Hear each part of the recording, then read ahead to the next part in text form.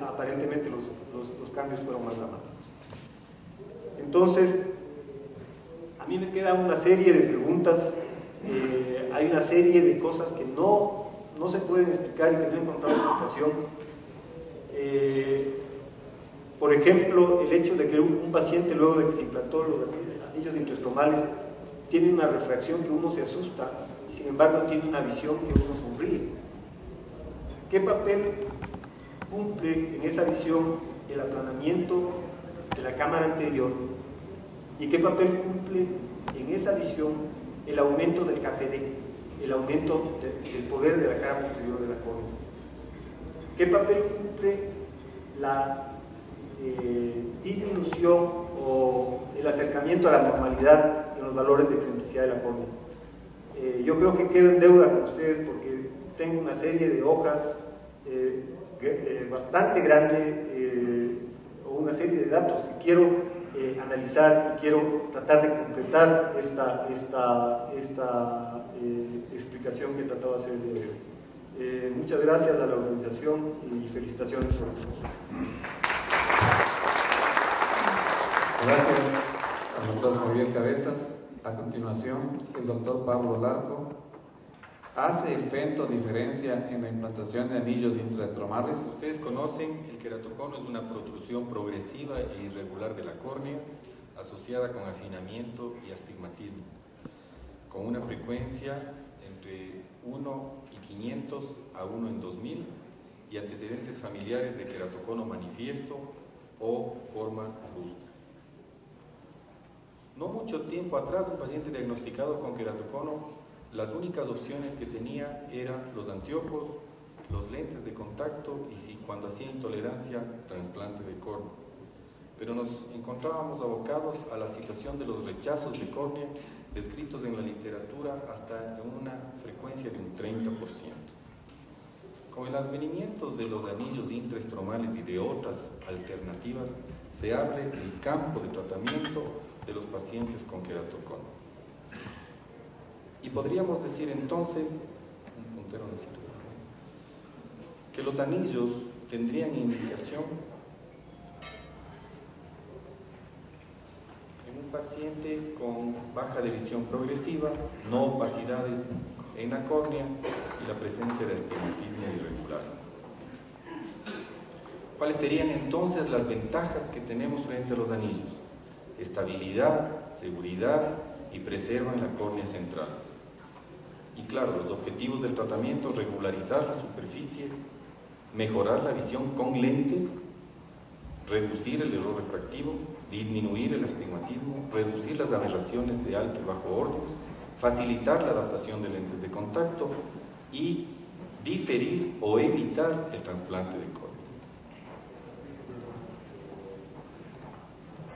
Sin embargo, tenemos complicaciones intraoperatorias y también posoperatorias, descritas como descentraciones dentro de las intraoperatorias, asimetrías, inadecuada profundidad del canal, perforación de la válvula, perforación de la cámara anterior.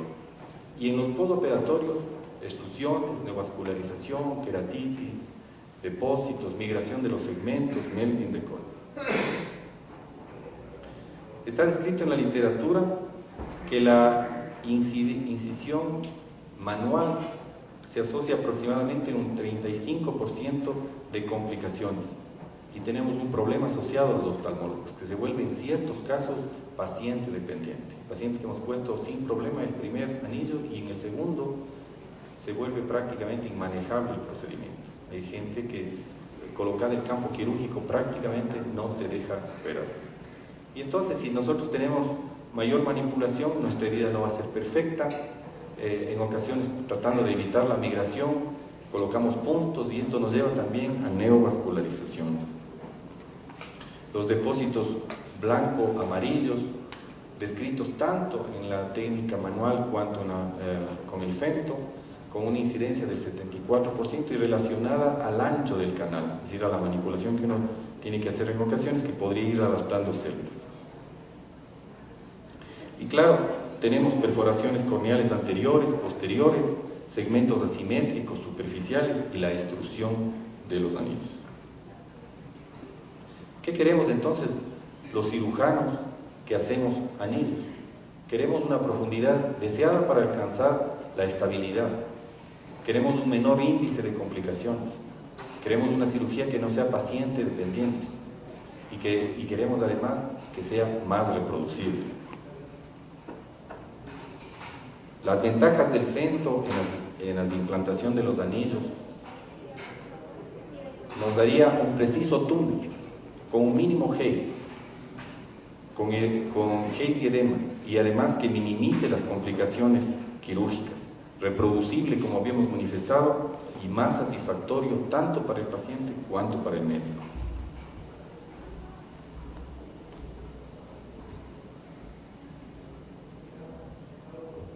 La ventaja del fento, que es un procedimiento rápido, en donde estaríamos nosotros dejando de lado la manipulación, facilitando la incisión, y como habíamos manifestado, un procedimiento además en donde nosotros no vamos a esperar de algún movimiento inesperado del paciente. Y la idea, por supuesto, es tratar que esos anillos se coloquen de la manera más rápida, más eficaz, en la profundidad que nosotros queremos, evitando una manipulación excesiva que nos altere nuestra incisión, que lleve y acarree células dentro de ese canal. Y claro, también con el fento, nosotros, como se puede ver acá, en este anillo entra rompiendo ciertos puentes que en ocasiones se presentan, de tal manera que también tenemos que tener a la mano el instrumental manual para facilitar el procedimiento. Hay muchas alternativas con el Kerarin, en donde nosotros debemos volvernos estudiosos de este procedimiento y ganar nuestra propia experiencia cuando tengamos ya la situación de las incisiones, que ya no va a ser el problema que podría irse más superficial o que de pronto podríamos tener asimetría. Si nos garantizamos que vamos a ser efectivos en la posición del anillo, bueno, ahora entonces nos toca estudiar, perfeccionar nuestro procedimiento y no convertirnos exclusivamente en implantadores de anillos. Creo que tenemos que estudiar cada caso de una manera eficaz. Y el objetivo, claro, es encontrar procedimientos que mejoren la visión de los pacientes y que sea, de cierta manera, una alternativa que el paciente pueda tenerle en cuenta en este tratamiento ortopédico de la córnea. Tenemos segmentos anteriores y tenemos segmentos pequeños que tendrían indicación en estadios avanzados de la enfermedad, en defectos esféricos y cilindros elevados, y los segmentos grandes en pupilas de más de 5 milímetros, con visiones de más de 0,6, con una esfera cilinda de menos 5 dioptrías, y cuando queramos también procedimientos adicionales, ¿ya? El de hacer, por ejemplo, un PRK topoguiada o un implante de lente fáquico. Es decir, se abren muchas alternativas también de tratamiento. El nuevo anillo 355, indicado cuando encontramos estos conos centrales con una visión mayor de 0,5, con una media de más de 55 dioptrías y una máxima de 60, siempre requerimos un espesor de 400 micras y una córnea central. Estos son los parámetros que hemos utilizado para la implantación de este anillo, con un diámetro de 5,2, diámetro interno, un diámetro externo de 6,6, y la incisión tiene estas características, colocado al 75% de la profundidad de la parte más delgada. Entonces, yo creo, por ejemplo, en este caso de estos anillos, que es una alternativa que se suma a las anteriores, importante tener en cuenta porque aumenta nuestro arsenal de tratamiento, y si tenemos nosotros la facilidad que la incisión está hecha, colocar anillos grandes se vuelve, digamos, difícil, puede el paciente moverse, quejarse, etc. Entonces yo creo que sí facilita y es una herramienta tenerla en cuenta.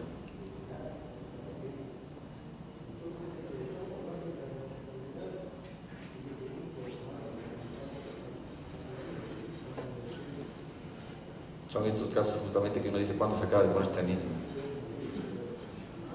Bueno, y sobre esto también en la literatura comienzan a describirse el hacer las incisiones tunelizadas, de tal manera que uno pueda colocar el anillo, tratamientos adicionales con crosslinking. Hay muchos estudios que habrá que esperar. y bueno, ver cómo funciona para ofrecer a nuestros pacientes el mejor tratamiento. En conclusiones, podríamos decir que el procedimiento con Fento es más rápido, es más fácil, es más reproducible y más satisfactorio también, tanto para pacientes cuanto para cirujanos, con un menor índice de complicaciones. Definitivamente Fento nos abre, como habíamos manifestado, una importante arsenal en el tratamiento. Nos toca ahora perfeccionar protocolos para hacer una cirugía más reproducible y además manejar, por supuesto, las expectativas del paciente. O sea, anillos bajo ninguna circunstancia es cero lentes, todo lo contrario, es un tratamiento, una opción para que ese paciente se difiera o no se haga su trasplante de córnea. Muchas gracias.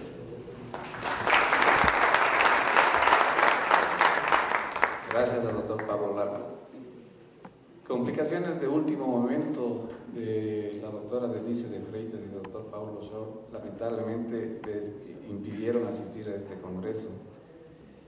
Ventajosamente, Luciane ha asumido esas conferencias de tal manera que el programa va a estar completo, pero nos obliga a hacer ciertas alteraciones en el orden de presentación, por lo que a continuación el doctor Andrés Rodríguez va a presentar el tema actualización en crosslinking. Gracias Marcelo, gracias al grupo organizador, a la Provisión. En realidad es un esfuerzo muy grande el que ustedes han realizado y se está viendo pues un magnífico resultado. Voy a hablar acerca de la actualización en crosslinking y uno de los hitos que tenemos en el tratamiento del queratocono ha sido el crosslinking. Recordemos que con el crosslinking lo que logramos es una mayor estabilidad de la córnea y estamos prácticamente atacando al problema básico que es la inestabilidad de la misma. Sabemos pues por los trabajos de Theo Seiler y Bollensack en el 2003 que el crosslinking ha sido bastante efectivo, aumenta hasta un 328% pues la rigidez de la córnea según el protocolo que ellos han manejado, el protocolo que es la riboflavinar 0.1% por 30 minutos a una intensidad de 3 miliwatts por centímetro cuadrado. Pero hasta ahí es donde hemos llegado. Nosotros estamos utilizando el crosslinking en nuestro medio desde hace unos 4 o 5 años aproximadamente. Tal vez podemos mejorar, entonces se ha hecho investigación a ver si es que en realidad podemos cambiar el protocolo, podemos hacerlo más acelerado o darles otro tipo de usos al crosslinking, no solo para el tratamiento del queratocono.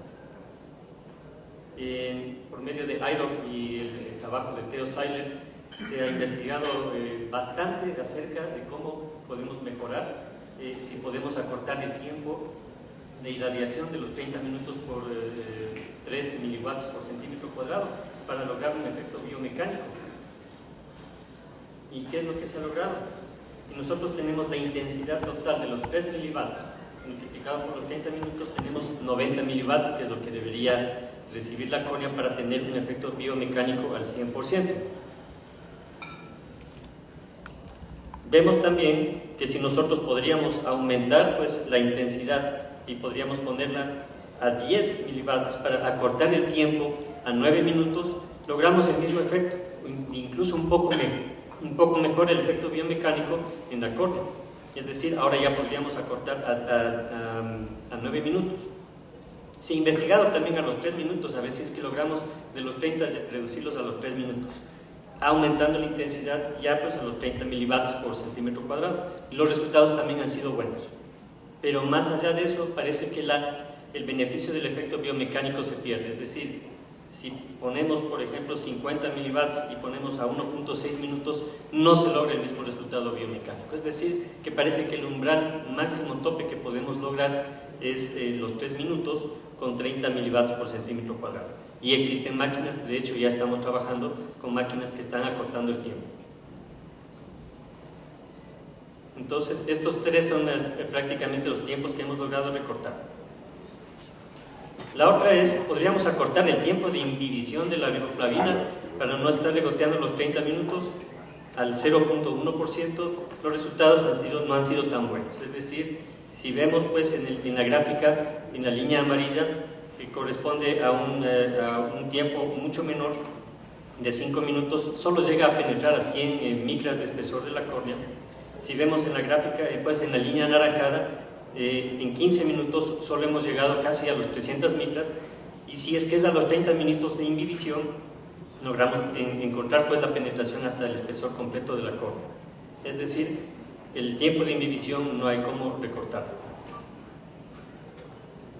¿Qué acerca de quitarle el epitelio o dejarle el epitelio? Nosotros sabemos que al quitar el epitelio es fuente de infecciones, y no tanto durante el tratamiento, sino en el postoperatorio, porque durante el tratamiento podríamos lograr alguna especie de esterilización de la córnea, pero en el postoperatorio pueden haber riesgos de infecciones. Entonces sería brillante la idea pues, de darle la riboflavina manteniendo el epitelio, pero a la forma como se está manejando, sin ningún adyuvante en la riboflavina, con epitelio se produce un menor efecto biomecánico, una menor tasa de difusión de la riboflavina, una difusión de riboflavina homogénea, una menor difusión de la luz ultravioleta, y el aplanamiento solo se logra a las 200 micras.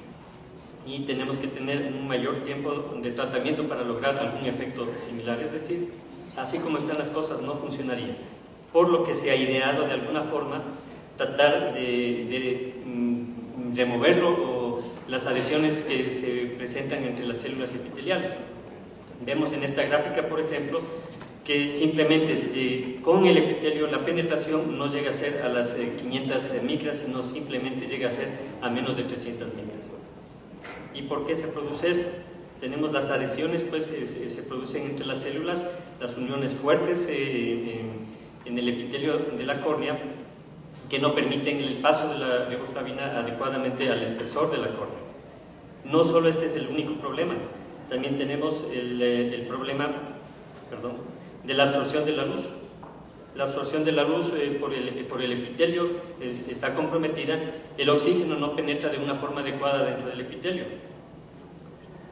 Se han ideado entonces pues, mecanismos para mejorar la riboflavina, con dextran, con ETA, con el cloruro de benzalconio, gentamicina, tetracaína, pilocarpina, en la solución de riboflavina, como para que las uniones fuertes que están entre las células epiteliales sean menos fuertes y permita la penetración pues, de la riboflavina.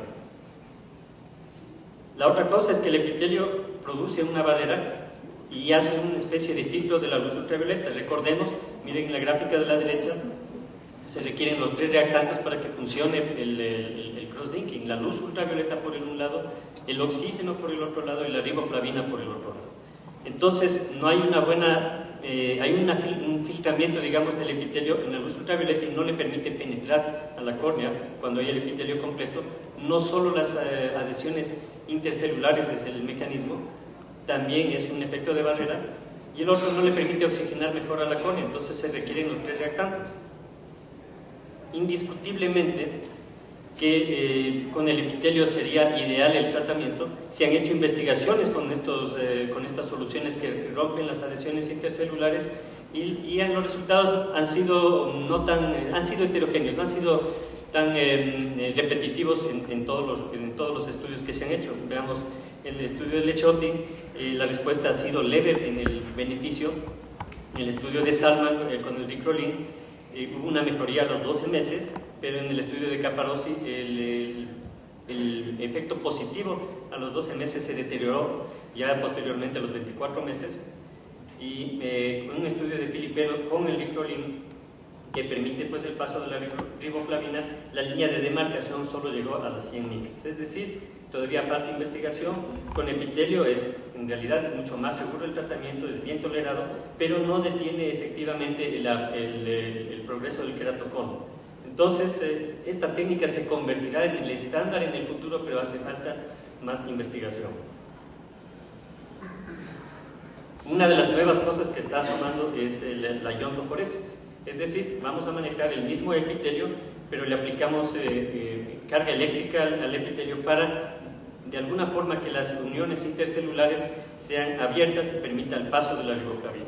Entonces se aplica 1 miliamperio por minuto por 5 minutos, se le aplica el Ricrolin, y esto en algunos estudios acorta el tiempo de 1 hora a 14 minutos el tratamiento.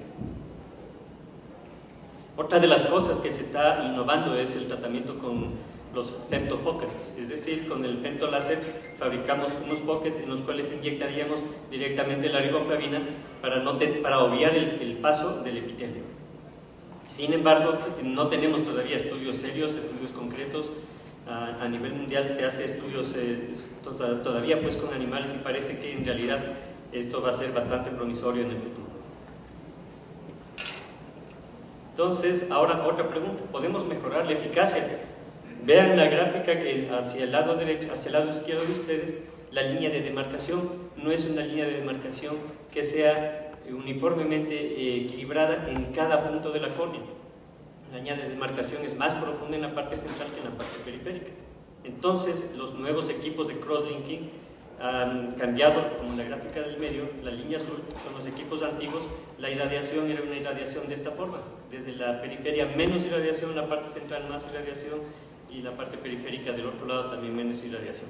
Con los nuevos equipos, como en la línea anaranjada, un equipo de Avedro, se consigue tener un poco más de irradiación en la parte periférica como para compensar la falta de irradiación que logra la córnea en el tratamiento. Y logramos pues en el gráfico de la derecha, en el OCT de la derecha, ver una línea de demarcación mucho más uniforme y equidistante en cada punto pues del manejo de la córnea. Resumiendo pues entonces, menor tiempo de irradiación sí, ya lo tenemos en el país también, se puede mejorar, pero hasta aparece el límite de los 3 minutos, utilizando 30 miliwatts de irradiación. Menor tiempo de difusión con la dosis que estamos manejando, en realidad no. Con epitelio no, pero todavía. Es decir, al momento se está investigando y parece que esa va a ser la solución en el futuro, mucho más cómodo para el paciente, mucho menos riesgo de infecciones. Y eficacia, sí, nosotros ya tenemos ahora equipos de crosslinking que son optimizados para el tratamiento en la periferia de la córnea. Otro de los avances en el tratamiento pues, del crosslinking es el muy controversial manejo del queratocono, es decir, dar el excimer láser al queratocono en el protocolo de Atenas, en el que se hace una desepitelización de la córnea de 50 micras, hacemos una topografía y por medio de una topografía personalizada le conectamos al excimer láser para solo ablacionar las zonas en las cuales presenta irregularidad la córnea. Se utiliza mitomicina C porque el procedimiento produce Haze. Utilizamos la misma riboflavina 0.1%, pero ya solo 5 minutos, y utilizamos a 10 minutos la irradiación 10 miliwatts por centímetro cuadrado. La idea no es un tratamiento de corrección visual para dejarle como un excimer láser con los pacientes normales, es simplemente para regularizar las córneas irregulares. Entonces es un tratamiento que ya está desde el año 2005 y ha sido totalmente discutido, muy controversial. Pues parece que puede producir alguna regresión. Según Canelopoulos, el inventor pues, de este tratamiento, los resultados han sido muy buenos y él mismo dice no es un tratamiento como para una corrección visual con láser, pero es simplemente para regularizar la córnea. Sus resultados son mejora de las queratometrías en 3 a 4 dioptrías, y lo interesante es que parece que con este tratamiento no está afectando la cara posterior de la córnea. Otra de las cosas que el crosslinking se está haciendo en el momento es como coadyuvante en la cirugía refractiva. Ya no para el queratocono, simplemente como para evitar la regresión que nosotros tenemos cuando operamos los pacientes hipermétropes. Entonces hacemos una cirugía refractiva, le ponemos el crosslinking y evitamos en el futuro que haya una regresión en el tratamiento. Entonces lo que se hace es simplemente se hace la cirugía refractiva, se hace el flap y se pone después una gota de riboflavina 60 segundos, se vuelve a recolocar el flap y se le pone el crosslinking, un especial crosslinking con una afluencia alta de 30 miliwatts por centímetro cuadrado que se llama el extra. Y con eso, al final pues, de la cirugía refractiva, según el estudio de Canelopoulos también, los resultados han sido bastante buenos en términos de regresión para pacientes hipermétropes, pacientes jóvenes, astigmatismos asimétricos de más de 1.5 dioptrías, o en altas miopías también, que corremos el riesgo de que se inestabilice la córnea en el futuro. Y no para el tratamiento del queratocono frustrado. Una de las cosas que también se está ya investigando pues, es el tratamiento para la queratitis microbiana, que la doctora Barbosa va a exponer también, me imagino. Sirve no como un tratamiento primario, sino como un coadyuvante al tratamiento primario. ¿Y cómo es el mecanismo del cross-linking? Utiliza la fotooxidación y la reticulación en las presentas micas, es decir, se producen radicales de oxígeno y se produce este componente que es el lumicromo, que compite con el nucleótido de ADN y el ARN del microorganismo, y así logra controlar de alguna forma la población pues, bacteriana o de infección que tiene la córnea. Y también estabiliza el melting corneal. Recordemos que en la matriz extracelular